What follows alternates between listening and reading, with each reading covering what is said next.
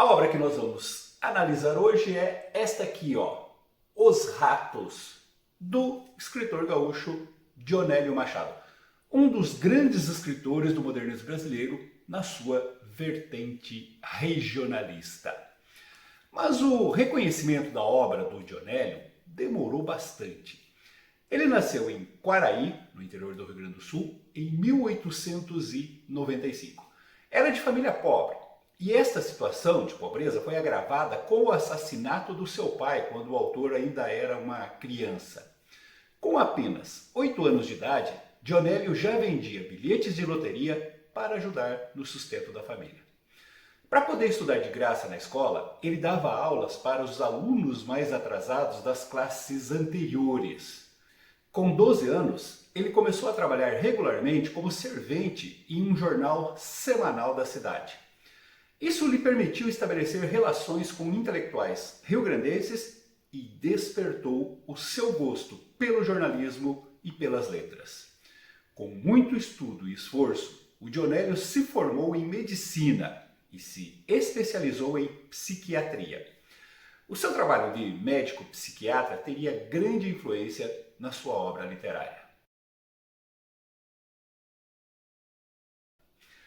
Os Ratos, considerado aí pelos críticos a sua obra-prima, foi publicado em 1935, em plena segunda fase do modernismo brasileiro. Então, antes de mais nada, vamos situar esta obra no seu contexto sociocultural. Após a sua fase inicial, que começa na Semana da Arte Moderna, em 1922, quando a preocupação principal era romper com os padrões da literatura tradicional, o modernismo brasileiro entra na sua segunda fase, a partir de 1930. Essa segunda fase é marcada por um engajamento dos escritores nas causas sociais. O Brasil e o mundo passavam por grandes crises. Havia a crise econômica, iniciada com a quebra da Bolsa em 1929. Na Europa, havia crise ideológica com a ascensão do nazismo e do fascismo, que culminaria na Segunda Guerra Mundial. E aqui no Brasil havia ainda uma crise política que se inicia na Revolução de 1930 e vai culminar na ditadura Vargas em 1937. Diante desta realidade, não havia mais como os escritores e poetas continuarem gritando por liberdade estética e tratando tudo com humor e ironia. Afinal, os objetivos de 22 já tinham sido atingidos. Havia maior liberdade de criação e maior reconhecimento da arte moderna.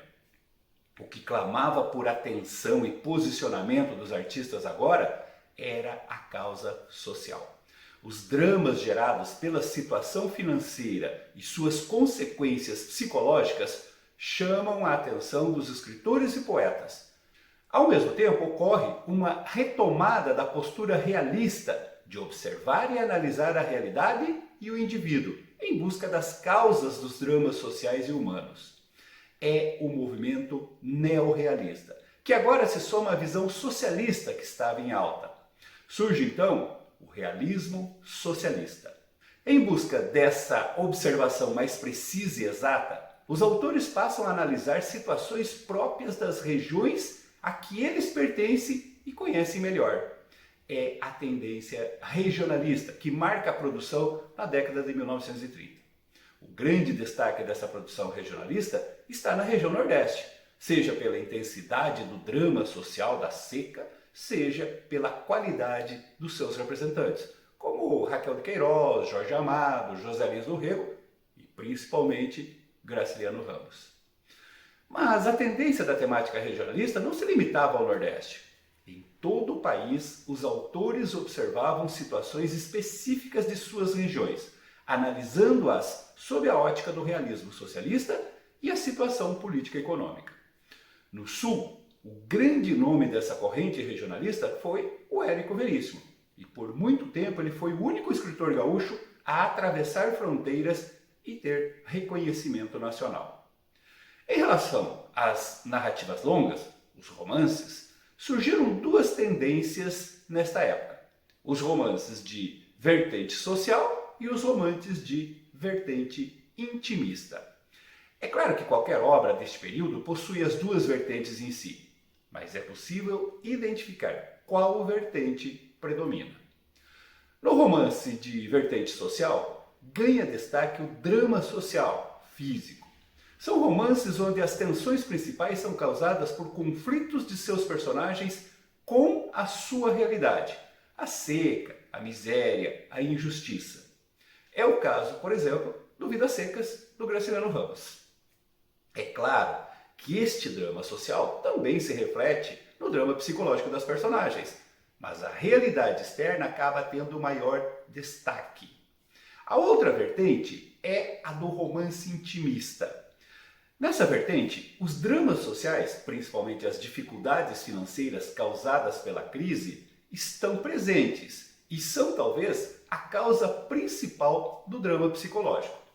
Mas a tensão metafísica, o drama psicológico das personagens, acaba ocupando o centro das narrativas e tendo maior destaque. É nessa segunda vertente do romance intimista que se encaixa o romance Os Ratos, do Dionélio Machado. E para facilitar a vida de vocês, eu vou fazer agora uma síntese explicativa do enredo do livro Os Ratos.